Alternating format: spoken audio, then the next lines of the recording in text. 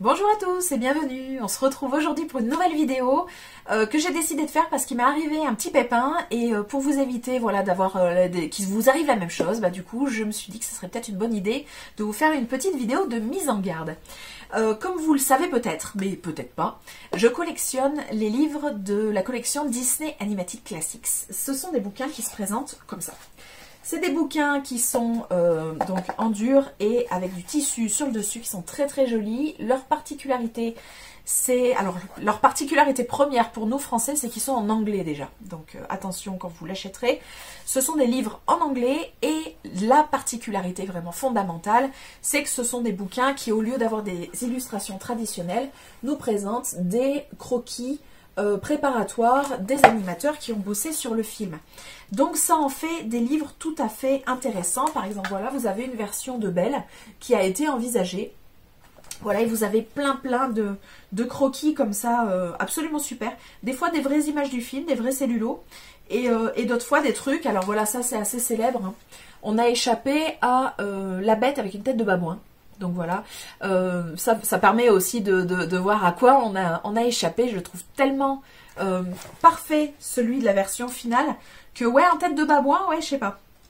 Enfin bon, chacun pensera bien à ce qu'il voudra. Enfin, en l'occurrence, cette petite collection-là, j'en ai acheté plein de titres, en fait. J'ai la collection complète pour l'instant de ce qui est sorti. Et jamais il ne m'était arrivé le pépin qui vient de m'arriver. Je viens de découvrir, en commandant La Belle et la Bête, je viens de découvrir qu'en fait, ce bouquin existe en 2 formats. Pourquoi? Nul ne le sait, j'en sais rien.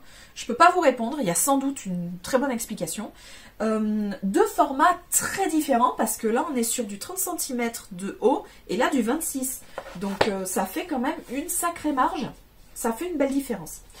La différence de taille n'est pas la seule. Il y a plusieurs différences dans ces 2 bouquins. Du coup, alors voilà, c'est un mal pour un bien. J'ai commandé ces 2 bouquins. Du coup, j'ai dû recommander le bon après. Comme j'ai commandé celui-ci à l'étranger sur une boutique qui s'appelle Book Depository et qui est très bien par ailleurs, il n'y a pas de souci.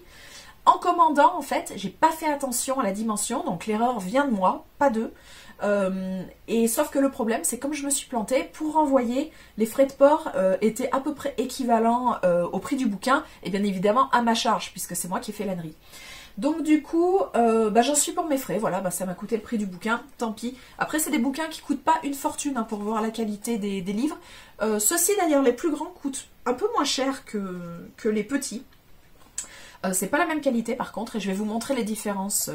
Donc voilà, là on est plus sur du 11-12 balles peut-être, et ici on est sur du 14-15 euros. J'ai pas les prix tout à fait en tête, et ça va dépendre d'où vous les achetez, si vous les achetez là ou chez Amazon ou sur d'autres d'autres plateformes. Mais voilà, ces bouquins-là, ce bouquin-là en fait, parce qu'à l'intérieur c'est le même, ce bouquin-là existe en 2 formats. Donc quand vous avez votre jolie collection, vous avez compris, avec tous les livres de la même taille, et vous recevez ça, autant vous dire que j'avais bien les boules.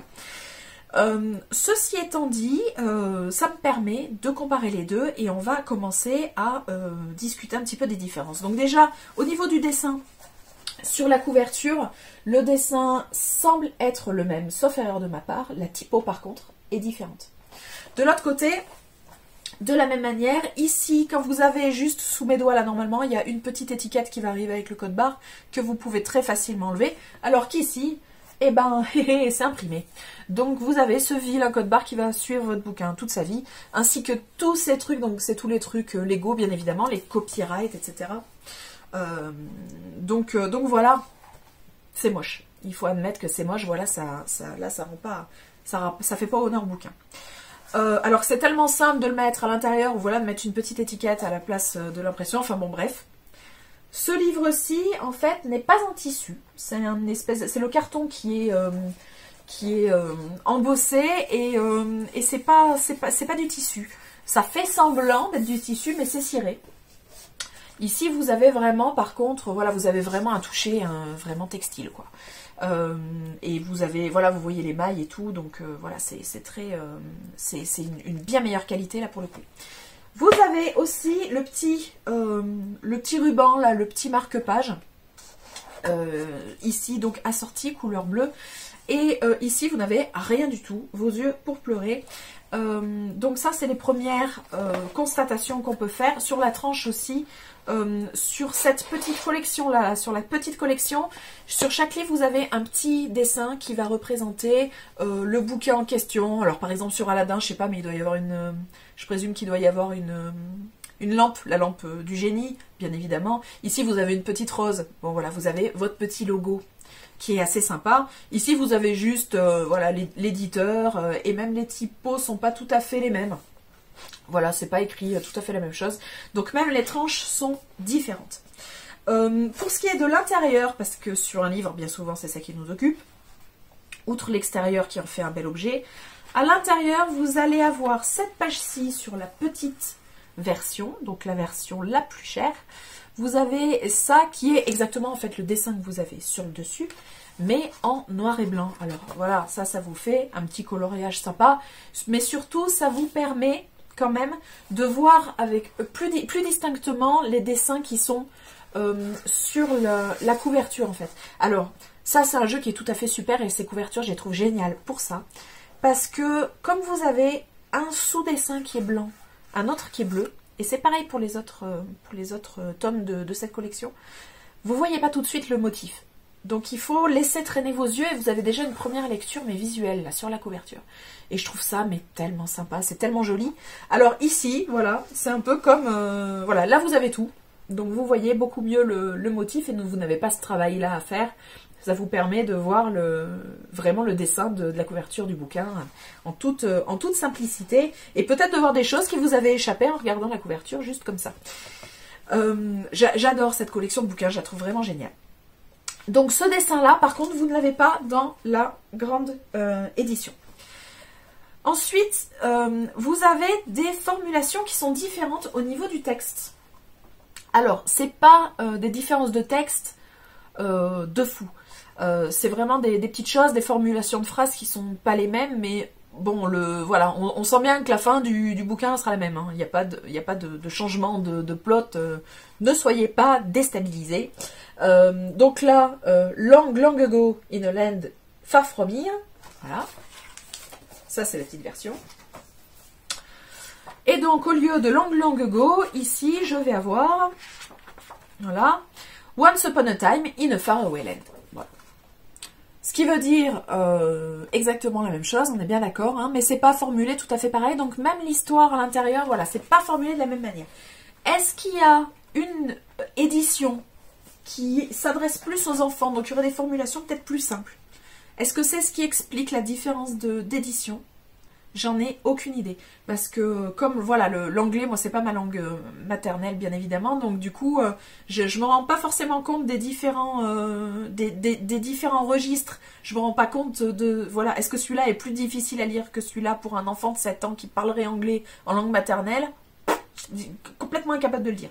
Donc, peut-être qu'il y a quelque chose qui se joue à ce niveau-là, mais ça n'est pas arrivé à ma... Voilà, ça, je peux pas le savoir. Pour ce qui est des illustrations, j'ai l'impression que c'est à peu près les mêmes partout, sauf pour cette illustration-là, qui est dans la grande version, donc la version 30 cm. Cette illustration-là que vous allez retrouver après les biographies des animateurs, j'ai pas l'impression qu'elle soit dans la petite version. Voilà.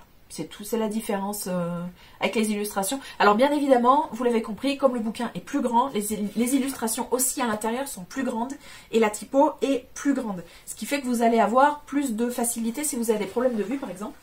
Voilà, là vous voyez les biographies des animateurs qui ont bossé sur La Belle et la Bête à l'époque. Donc vous voyez à peu près la taille, la dimension un peu que ça fait et c'est très gros, même et vous en avez 2 ou 3 par page, pas plus. Par contre, sur la petite version, voilà, vous avez, voilà, tout est très tassé, c'est écrit vraiment tout petit, il faut vraiment, voilà, faut chausser les binocles. Donc du coup, ça c'est une légère différence. Alors, il me semble, j'ai vérifié vite fait, je pense qu'il y a tout, donc il n'y a pas eu d'impasse sur le nom des animateurs, tout le monde est bien là. C'est pareil, le topo, au préalable, vous avez un petit topo qui est écrit comme ça, là, c'est le même, hein, grosso modo. Donc le contenu est bien identique, par contre la mise en page n'est pas du tout la même. Donc ça peut être peut-être, voilà, si vous avez vraiment des difficultés de lecture, voilà, ça peut être intéressant de prendre le grand format. Donc voilà un peu ce qu'on pouvait dire sur les différences entre ces bouquins. Donc du coup, celui-là, ben, je vais le garder puisque ben, les frais de port sont les mêmes. Donc à ma charge et c'est le prix d'un livre, donc je vais les garder. Ça m'a permis de vous montrer un peu les différences pour que vous puissiez ben, déjà faire votre choix. Je ne sais pas si les autres tomes de cette collection sont trouvables en 30 cm, parce que moi je les ai tous en 26 et je ne m'étais pas vraiment posé la question, mais si vous les cherchez en 36 cm, en 30 cm, peut-être que vous pourriez aller faire un tour à Book Depository. Et du coup, donc pas de frais de port et c'est une boîte anglaise. Par contre, si vous vous plantez, les frais de port de retour sont à votre charge, bien évidemment. Je pense que vous savez tout. Je pense que vous en savez en tout cas assez pour pas faire la bêtise que j'ai fait. Donc du coup on se retrouvera sans doute bientôt pour que je vous montre les nouveaux tomes que j'ai achetés depuis la dernière vidéo. À savoir qu'il y a bientôt, donc ça c'est le modèle qui vient de sortir au mois de décembre là, 2021. Et la couronne 2022, vous allez avoir la Belle et le Clochard qui va bientôt arriver. Donc sachez-le, prenez vos petites dispositions, économisez vos petits 15 balles pour acheter ces petits bouquins qui sont vraiment super et que je vous recommande ardemment. Donc voilà, vous savez tout. N'hésitez pas à mettre un petit pouce en l'air, vous abonner, aller faire un petit tour sur ma boutique Etsy. Vous savez que depuis peu, j'ai ouvert ma boutique Etsy de Disney Ears. Donc voilà, vous avez le produit de ma création qui est disponible à la vente. Donc n'hésitez pas à aller faire un petit tour, ne serait-ce que pour m'encourager. Je vous fais des gros bisous. J'espère que vous vous porterez bien jusqu'à la prochaine fois. Je vous embrasse et je vous dis à très bientôt. Bye!